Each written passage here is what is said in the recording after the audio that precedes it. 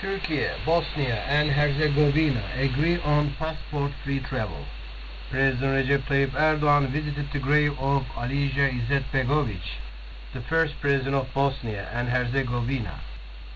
Erdogan attended a peace engagement in Sarajevo, where he went on Tuesday for an official visit, and visited the Kovaci cemetery. He laid a wreath on the tomb of the unknown soldier and then walked to the place where Izetbegovic was laid to rest. President Erdogan joined in the prayer by the President of the Religious Affairs Directorate, Ali Erbash, for late President Izetbegovic. Later in the day, Erdogan addressed the Turkey-Bosnia and Herzegovina Business Forum and said 2022 marks the 30th anniversary of the foundation of diplomatic relations with Bosnia-Herzegovina. Economic and trade relations constitute a major component of our bilateral ties, which are at an exceptional level in every aspect, he said. Noting that Turkey attaches particular importance to its ties with Bosnia and Herzegovina, Erdogan said Turkey's Bosnia and Herzegovina policy has always been sincere, objective, inclusive and unifying. Ethnic and religion-based factionalism will never produce any result but tears and wounds in this particular geography, where different ethnic and religious groups have to live side by side. We observe clearly that clashes and tensions which occur daily in the different parts of the world benefit none of us. Staying clear of divisive rhetoric in the wake of elections in Bosnia and Herzegovina is key for the peace and stability, as well as economic success and domestic peace of this country. We affirm our support to Bosnia and Herzegovina's sovereignty, territorial integrity and political stability. Turkish Foreign Minister sends letter to EU, UN, NATO and Greek violations. As Greece continues to carry out repeated provocative actions and rhetoric in the Asian region in recent months, Turkey made a diplomatic move by sending letters to EU High Commissioner for Foreign Affairs and Security Policy Joseph Borrell, United Nations Security Council permanent members NATO Secretary General Jens Stoltenberg and UN Secretary General Antonio Guterres, addressing possible solutions to disputes in the agency, diplomatic sources said on Tuesday. According to security sources, the letters explain Turkey's position and views on the solution for issues in the Asian region, and also drew attention to unlawful actions and maximalist demands of Greece, emphasizing that there are a number of closely related and interrelated problems in the agency, such as the gift of territorial waters and national airspace, the limitation of the continental shelf and territorial waters. The letter also noted the violation of non-military status of the Eastern Asian islands, according to sources. Moreover, the letter stressed that there are islands, islets and rocks and service areas such as the search and rescue region, flight information region, and Navtex, whose sovereignty has not been transferred to Greece via valid international agreements. It also emphasized that Greece claims to have 10 nautical miles of airspace despite the width of the territorial waters in the Aegean being 6 nautical miles. The letter underlined that Greece is the only country in the world that has non-overlapping territorial waters and airspace borders that are not recognized by any other country. Furthermore, Turkey expressed the belief that issues in the Aegean can be resolved within the framework of international law with mutual recognition of the fundamental rights and legitimate interests of the two countries. According to sources, the letter affirmed that Ankara is pro-dialogue and cooperation despite Athens, avoiding dialogue and escalating tensions while including the EU as part of the Aegean problems. According to Turkish Defense Ministry sources, Greece violated Turkey's airspace and territorial waters over 1,100 times in the first 8 months of 2022 alone. Grain shipments from Ukraine continue. 4 more grain-loaded ships left Ukrainian ports. Turkish Ministry of National Defense made a statement on its Twitter account saying grain shipments continue from Ukrainian ports. As of Tuesday, 4 more grain-loaded ships have left the Ukrainian ports. The Istanbul Grain Agreement was signed with Ukraine and Russia in the presence of President Recep Tayyip Erdogan and United Nations Secretary General Antonio Guterres on July 22nd at the presidential office in Istanbul Dolmabahce Palace for the establishment of safe food transportation from the Black Sea. The Grain Coordination Center established for the safe shipment of grain products from the Black Sea became operational on July 27th, and the first Ukrainian ship carrying grains left the Ukrainian port on August 1st. Since then, many countries had thanked Turkey for its mediation efforts, saying that it was a crucial step in avoiding grain shortage, especially in underdeveloped countries. UK Prime Minister Liz Truss appoints new chapter. UK new Prime Minister Liz Truss delivered her first address to the nation as Prime Minister. The PM outlined her 3 priorities in office: growing economy through tax cuts and reform, dealing hands-on with the energy crisis, and improving access to the National Health Service. Truss appointed former Work and Pensions Secretary Theresa Coffey as the new Health Secretary and Deputy Prime Minister.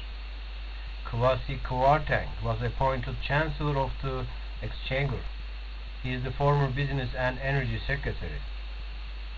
James Cleverly was appointed Foreign Secretary. He was Education Secretary for a short period, and before that a Minister in the Foreign Commonwealth and Development Office. Suella Braverman was appointed Home Secretary. She is the former Attorney General. Ben Wallace remains Defense Chief. Truss is the 3rd female Prime Minister, with all hailing from the ruling centre-right Conservative Party. Truss' first telephone call was with Ukrainian President Volodymyr Zelensky. Truss tweeted later, "I spoke to President Zelensky this evening and reiterated our steadfast support for Ukraine's freedom and democracy. Russia's attempts to weaponize energy must not deter to that. Ukraine can depend on the UK for support in the long term." Truss also spoke with US President Joe Biden. A Downing Street statement said Biden congratulated Truss, and Truss looked forward to working with Biden as leaders of free democracies to tackle shared challenges, particularly the extreme economic problems unleashed by Putin's war. They also agreed on the importance of protecting the Belfast Good Friday Agreement and looked forward to meeting again soon. The International Atomic Energy Agency, shortly IAEA, requested the establishment of a nuclear security and safety protection zone around the Zaporizhzhia nuclear power plant in Ukraine. The International Atomic Energy Agency pointed out that physical integrity of the Zaporizhzhia nuclear power plant is under serious threat due to ongoing clashes between Russia and Ukraine forces, and stated that the parties should agree to establish a nuclear security and safety protection zone around the power plant in order to eliminate this threat. The agency issued a report which pointed out the importance of physical integrity of the Zaporizhzhia nuclear power plant, the largest nuclear power plant in Europe, and shared with public the images of various damages that occurred at the facility as a result of the clashes. The report said to avoid further damage to the facility, all relevant parties must agree on the creation of a nuclear safety and security protection zone around the Zaporizhzhia nuclear power plant. Syrian army units deploy near French company facilities in Syria. In Syria, the Assad regime army is deployed near the facility of the French company Lafarge, which is accused of partnering in crimes against humanity. on the grounds that it financed the terrorist organization Daesh. Lafarge facility in Syria, which was documented on September 7, 2021 by Anadolu Agency that it financed the terrorist organization Daesh, is located approximately 20 kilometers from the Turkish border. According to information Anadolu Agency obtained from local sources, the cement factory is currently used as a base by the American forces. Around 60 American soldiers are stationed at the facility, located near the town of Çelebi, which is occupied by the separatist terrorist organization YPG-PKK in the northeast of Aleppo. The facility, owned by French company Lafarge, has armored vehicles and heavy weapons belonging to the coalition forces. Material on foreign nations' nuclear capabilities seized at Trump's Mar-a-Lago.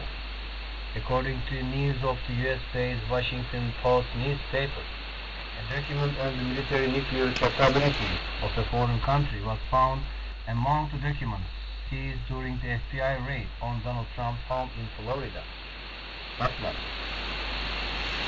The Washington Post did not provide information on the country in question and whether it is an ally with the United States in its news based on sources that are stated to have knowledge of the subject.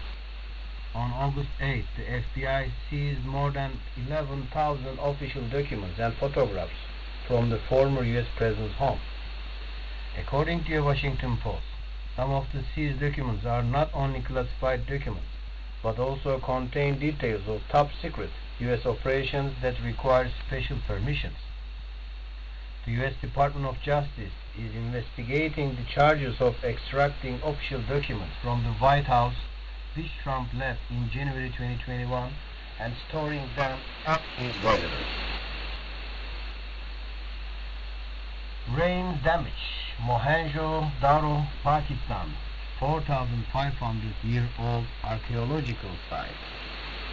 In flood-stricken Pakistan, where an unprecedented monsoon season has killed hundreds of people, the rains now threaten an famed archaeological site dating back 4,500 years. The ruins of the Mohenjo-Daro, located in southern Sindh province near the Indus River and a UNESCO World Heritage Site, are considered among the best preserved urban settlements in South Asia. They were discovered in 1922, and to this day mystery surrounds the disappearance of its civilization, which coincided with those ancient Egypt and Mesopotamia. The flooding has not directly hit Mohenjo-Daro, but the record-breaking rains have inflicted damage on the ruins of the ancient city. Hassan Abbasi, the site's crater, said on Tuesday. The swelling waters of the Indus, a major river in this part of the world, have wreaked havoc as heavy rains and massive flooding unleashed devastation across much of Pakistan. At least 1,443 people have been killed and millions have lost their homes in surging waters, with many experts blaming the unusually heavy monsoon rains on the climate crisis. Several big walls, which were built nearly 5,000 years ago, have collapsed because of the monsoon rains, Abbasi said.